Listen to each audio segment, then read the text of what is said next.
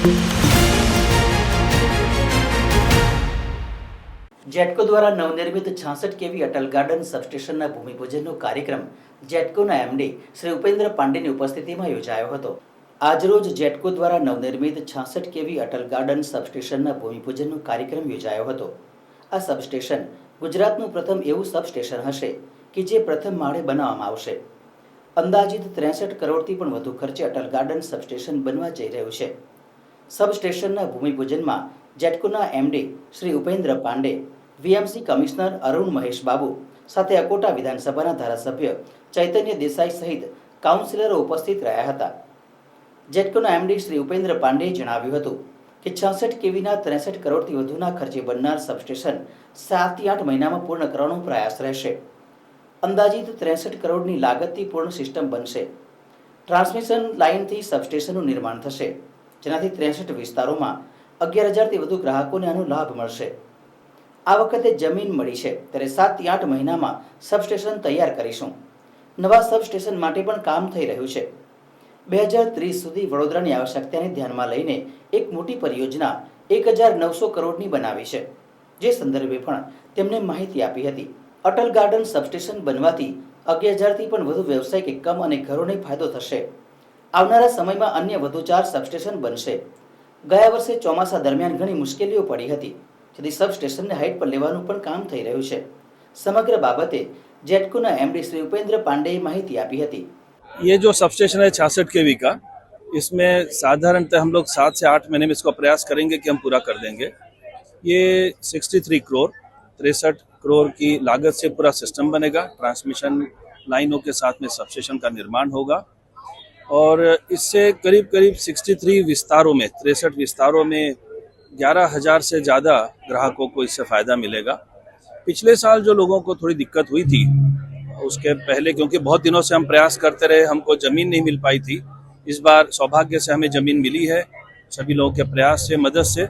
तो इस बार हम इसको 7 से 8 महीने में सबस्टेशन तैयार कर देंगे, तो लोगों को इस बार दिक्कत नहीं आनी चाहिए। उस पर भी हम लोगों ने काम चालू कर दिया है। उस पर भी हमको जैसे ही भूमि मिल जाएगी, उस पर हमने काम का अप्रूवल कर दिया है और उसको भी हम आगे बढ़ाएंगे। मैं और साथ में बताना चाहूँगा कि 2030 तक के लिए बड़ौदा की जो आवश्यकता है उसको ध्यान में रखते हुए एक बड़ी परियोजना 1,900 करोड़ की हमने बनाई है, जिसमें विभिन्न तरह के सबस्टेशन, उसकी ट्रांसमिशन लाइन, एग्जिस्टिंग लाइनों का ऑगमेंट करना, ये सारा काम उसमें शामिल है। और 2030 तक में ये 1,900 करोड़ का जो काम होगा, उससे आने वाले कई सालों तक बड़ौदा को बिजली की किसी तरह की कोई प्रॉब्लम नहीं आएगी। एक विशेष रूप से और मैं बताना चाहूँगा कि पिछले साल एक अनफोर्सीन जैसा हुआ कि काफ़ी फ्लड लेवल बढ़ा है। HFL लेवल किसी कारणों से ऊपर हो गया, जो कि पहले कभी नहीं सोचा गया था। तो कुछ सबस्टेशन में पानी भर गया था, जिसकी वजह से लोगों को काफ़ी परेशानी हुई।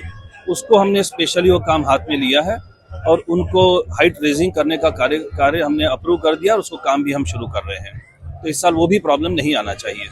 हमने कुछ इस तरह के सबस्टेशन प्रयास किए हैं कि जहाँ पे फर्स्ट फ्लोर पे हम बनाते हैं।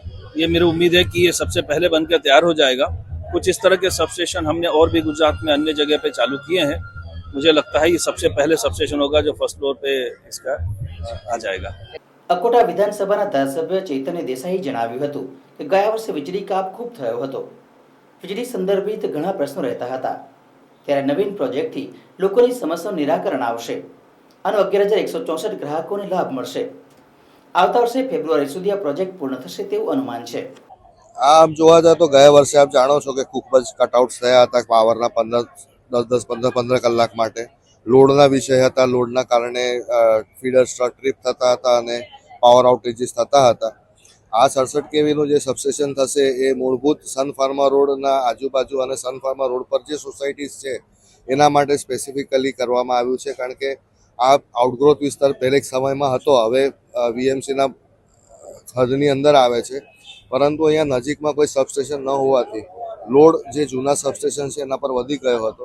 એટલે આ સબસ્ટેશન કરવામાં આવશે અને આનાથી લગભગ 11,164 ઘરોને કાં કમર્શિયલ તમે કહી શકો, દુકાનો કે આ બધાને આટલાને મદદરૂપ થશે અને લોડનો જે ઇસ્યુ છે જે જૂનો એ ધીરે ધીરે આપણે એને રિઝોલ્વ કરી શકીશું। લોડ જે જૂના સબસ્ટેશન્સ પર બહુ હાઈ છે એ ઓછો થઈને આના પર શિફ્ટ થશે। કેટલા સમય પૂર્ણ થાય એવું લાગે છે? આ લગભગ હવે આવતા મહિનેથી શરૂ કરીને ફેબ્રુઆરીની આસપાસ પ્રોજેક્ટ પૂર્ણ થશે એવું દેખાઈ રહ્યું છે. આ પ્રસંગે ઉપસ્થિત રહેલ વડોદરા મહાનગરપાલિકાના કમિશનર અરુણ મહેશ બાબુએ નવીન સબસ્ટેશન સંદર્ભે માહિતી આપી હતી. એ તો જેટકોની સબસ્ટેશન આજે તૈયાર થવાના છે. જેટકોનું 66 કેવી સબસ્ટેશન અહીંયાની આજુબાજુમાં લગભગ 11,600 ગ્રાહકોને આટલા મકાનોને આ વીજળી 24 કલાક મળે એના માટે પૂરું પાડી રહ્યા છે. અને જેટકો દ્વારા લગભગ 1 વર્ષની અંદર એ સબસ્ટેશન કરી આપવામાં આવશે. લગભગ 60 કરોડની ખર્ચ છે, પણ એ આઈ થિંક જેટકો એમડી આપણે વધારાનું માહિતી આપશે. પણ આનાથી આ અટલાદરા વિસ્તારમાં અને અટલ ગાર્ડન વિસ્તારમાં લગભગ 12,000 લોકોની પૂરી સુવિધા મળશે આવનારા દિવસોમાં. એ જેટકોનું ગાઈડલાઇન્સ છે, ગુજરાત રાજ્ય સરકારનું ગાઈડલાઇન્સ છે. એને અલગ અલગ મોડ છે, રેસ્કો મોડ આના છે. પણ અમે આ ખાતરી આપીશું કે જે તે કરીને વીએમસીનું વીજળી બિલ ઝીરો થાય એ બાબતનું તમામ પગલાઓ જે પ્રોપર ગાઈડલાઇન્સ પ્રમાણે અમે કરવામાં આવશે.